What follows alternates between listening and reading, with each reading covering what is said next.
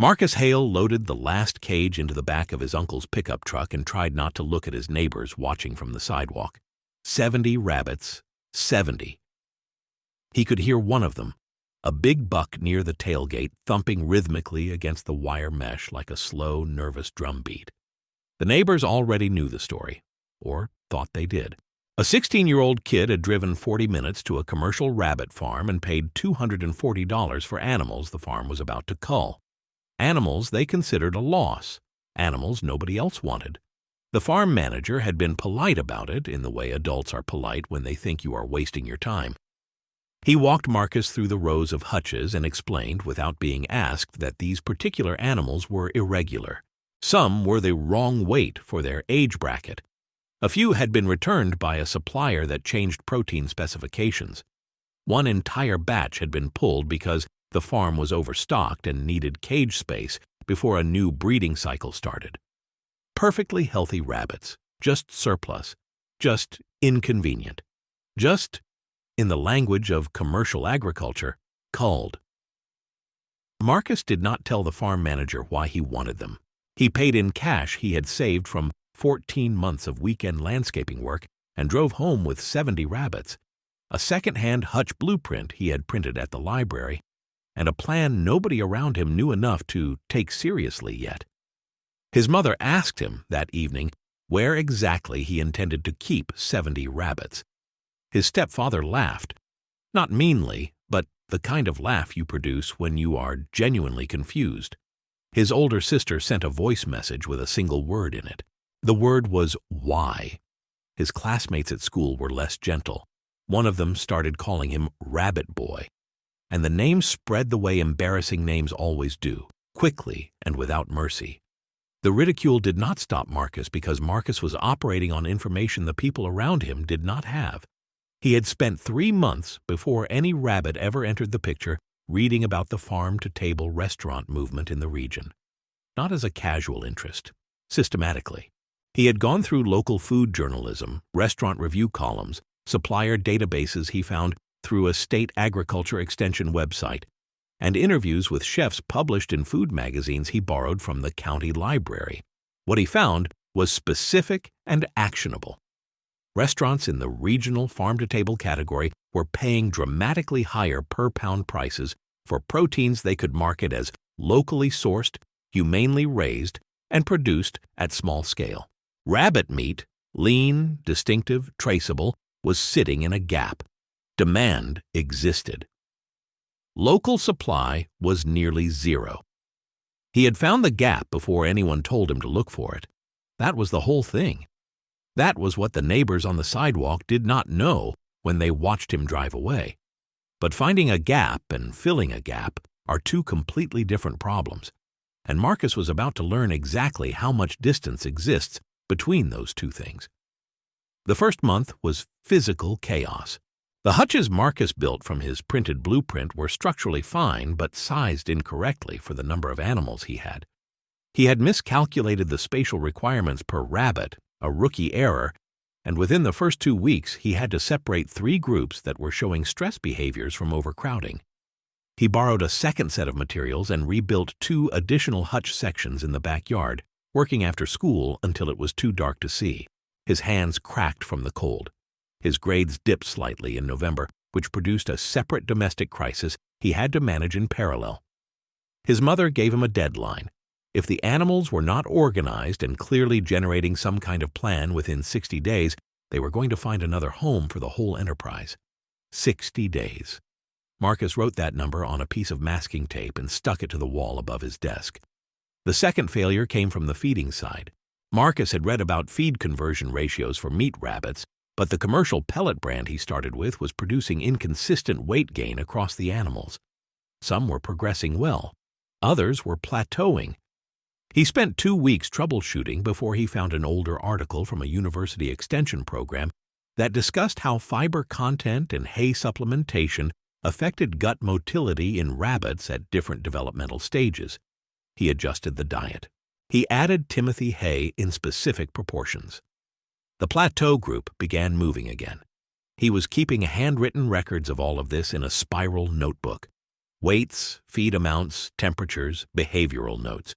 Pages and pages of data written in a teenager's handwriting, in pencil, in a notebook that also had algebra homework in the back of it. The third problem was the one he had not anticipated at all, and it almost ended the project entirely. Marcus had assumed, somewhat naively in retrospect, that once he had healthy, well-fed rabbits at marketable weight, the selling part would be straightforward. He began approaching restaurants in late spring, carrying a printed one-page sheet he had made at home describing his operation, the sourcing story, the feed approach, the anticipated supply volume. The first 3 restaurants he contacted did not respond to his emails. The 4th responded but said they sourced through a regional distributor exclusively. The 5th said they were interested but asked for documentation he did not have, food safety certifications, a registered processing facility, liability information. Marcus had not thought about processing. He had been thinking about raising rabbits. He had not thought carefully enough about what had to happen between a living rabbit and a restaurant plate, and the regulatory and infrastructure gap there was significant. He sat in the parking lot of that 5th restaurant and felt, for the first time since the project started, something close to despair. This is where the story takes a turn that Marcus did not engineer, that came from an unexpected direction.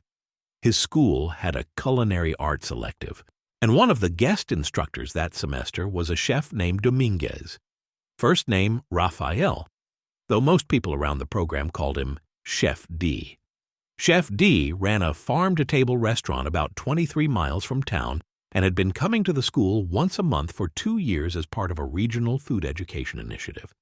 He was not the kind of chef who performed warmth. He was precise, a little impatient and obsessed with sourcing in a way that could make him sound almost monomaniacal if you caught him on the subject at the wrong moment. Marcus was not in the culinary elective.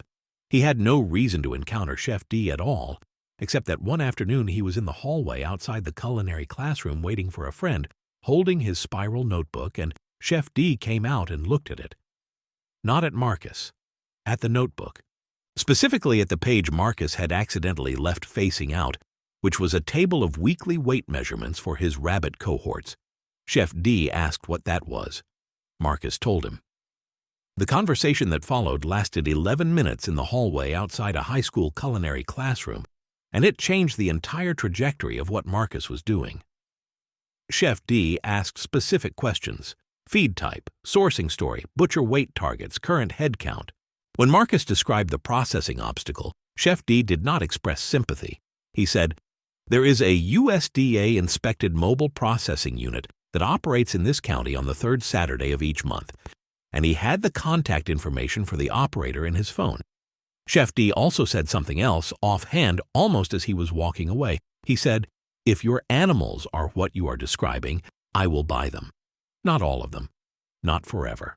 But bring me a sample lot when you are ready, and I will buy them." Marcus stood in the hallway for a moment after Chef D was gone, gripping the spiral notebook, trying to decide if that conversation had actually just happened. It had. The mobile processing unit contact led to a scheduled processing date. The processing date required Marcus to prepare animals to a specific weight window and transport them in compliance with the operator's intake requirements. He missed the first available date because 2 of his animals were slightly under target weight and he refused to bring them. He waited for the following month. He brought a trial lot of 11 animals. The processing went cleanly. He had product. Chef D received the first delivery on a Tuesday morning. Marcus drove it himself. He was 17 years and 3 months old on that Tuesday, and he carried a cooler of packaged rabbit meat into the back entrance of a farm-to-table restaurant and handed it to a prep cook who took it without ceremony, the way prep cooks receive deliveries, as an ordinary fact of a working morning. Chef D came out briefly, checked the product, asked 2 questions about the feed history, and said he would have feedback by the end of the week. By this point, if you are watching this and wondering when Marcus found time to subscribe to the channel, well, right now is probably the moment, because this is where the story starts moving faster than Marcus had planned for, and you do not want to drop off before the end. The feedback from Chef D was positive, specific, critical in places. He wanted more consistency in finish weight and had a preference for a slightly older slaughter age that would affect the flavor profile, but the foundation was solid. He placed a small standing order, 16 animals per month, at a per-pound price that was roughly 3 times what the commercial rabbit market paid at commodity scale. 16 animals per month did not make Marcus wealthy, but it proved the model, and it did something more important.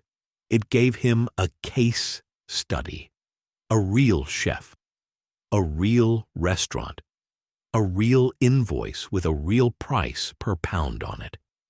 That piece of paper was worth more than any pitch document he could have written. He expanded the operation over the following months. He had started with 70 rabbits. Natural attrition, the processing lot, and some early mortality from the first chaotic month had brought his active count down before he began rebuilding it through selective breeding from his best-performing animals. By month 7, he had 81 animals in rotation. By month 9, 94. He also began reaching out to other restaurants, this time differently. Not with a one-page sheet, but with Chef D's name, with documentation from the inspected processing operation, and with a track record of delivery. The difference in how restaurants responded to him now versus the previous spring was not subtle. It was the difference between a door opening and a door being closed. The 10th month was when the call came. Not a local restaurant. Not a single chef with a small standing order. A regional restaurant group, 7 locations across 3 counties, all positioned in the farm-to-table segment, all operating under a shared sourcing philosophy that emphasized local, identifiable producers. Their purchasing coordinator had been given Marcus's name through a referral chain that started with Chef D, moved through a food journalist who had briefly mentioned the operation in a regional agriculture newsletter, and landed in the coordinator's inbox attached to a short description of what Marcus was doing. The coordinator called on a Wednesday afternoon. Marcus was in his backyard doing a feed inventory check when his phone rang. He almost did not answer because he did not recognize the area code. The conversation lasted 34 minutes. The coordinator asked the same kinds of questions Chef D had asked, but more of them and more systematically. She asked about capacity, about consistency, about lead time, about seasonal variation, about his processing arrangement. She asked whether he had considered bringing the processing step closer to his operation. She asked about his record keeping. Marcus answered every question. Some answers were strong. A few were honest admissions of current limitations. At one point, she asked whether he could supply 40 animals per month across a rolling 12-month contract, and Marcus did the math out loud on the call, not because he was stalling, but because he actually needed to do the math, and said yes with a 3-month ramp-up period to reach that volume. She said she would be in touch. She was in touch within 9 days. A draft supply agreement. Real numbers, real terms, real volume expectations, real price per pound, with an escalation clause tied to feed cost indices. Marcus's mother read the contract 3 times. His stepfather, who had laughed on the night Marcus brought the rabbits home, called his own brother, who had some business background, and asked him to look at it too. The neighbors who had watched from the sidewalk did not know about the contract. Most of the kids who had called him Rabbit Boy did not know either. That was fine. Marcus was not particularly interested in vindication as a performance. He was interested in building the next phase of the operation. But there is something worth sitting with here, something that gets missed if you treat this as a simple success story with a clean arc. Marcus made 3 significant mistakes in the first 4 months. He miscalculated hutch space requirements. He used the wrong feed formulation for weeks before correcting it. He went to restaurants without understanding the regulatory infrastructure that sits between production and the plate. Any one of those mistakes, in a slightly different configuration, could have ended the project before Chef D ever looked at a notebook in a hallway.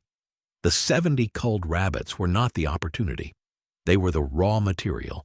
The opportunity was a gap in a market that Marcus had identified through reading, through research, through paying attention to information that was available to anyone who looked for it. The rabbits were just the vehicle. The foolhardiness everyone perceived was real. He did not have everything figured out when he started. He just had enough of a foundation to handle the failures as they came, one after another, without folding. Chef D, who is not a sentimental person by nature, said something once that Marcus has repeated in the couple of interviews he has done since the restaurant group contract became public. Chef D said, "Most adults who understand a market will wait until conditions are perfect before moving. Most teenagers who move early do not understand the market." Marcus was the unusual case. He understood enough to move and young enough not to know he was supposed to wait. That is a kinder framing than the reality probably deserves. Marcus was also lucky in specific ways. He happened to be in a hallway on a specific afternoon. The mobile processing contact existed in the right county. The food journalist mentioned his name in the right newsletter. Luck has a larger role in these stories than the stories usually admit. But luck found him because he was already in motion. The rabbits were loaded. The notebook was full. The research had been done. The infrastructure question, the one that almost stopped him in the parking lot outside that fifth restaurant, got answered because he was already in the parking lot, already asking the question, already far enough down the road that the answer could reach him. What looked like a 16-year-old making a foolish purchase with $240 was actually the first physical step in a business plan that had been forming for 3 months before anyone else could see it. The neighbors saw a kid with too many rabbits. They were not wrong exactly. They just did not know which part of the story they were standing in. The rabbits that had been scheduled for culling, surplus, irregular, inconvenient, became the foundation of a supply relationship with 7 restaurants. That is not a metaphor. That is the actual sequence of events. Surplus became supply. Inconvenient became artisanal. The thing the commercial farm could not use was exactly specifically what the farm-to-table market was willing to pay a premium for. Marcus still has the spiral notebook. The algebra homework is still in the back. The weight tables and feed logs and behavioral notes are in the front, in pencil, slightly smudged in places where his hand dragged across the page on cold mornings. He started a second notebook before the restaurant group called. He is on his 4th now. The neighbors on the sidewalk have stopped watching. There is nothing unusual to see anymore. Just a young man working in a backyard, checking animals, updating records, running a business that most adults in his town did not think was possible and none of them thought of first.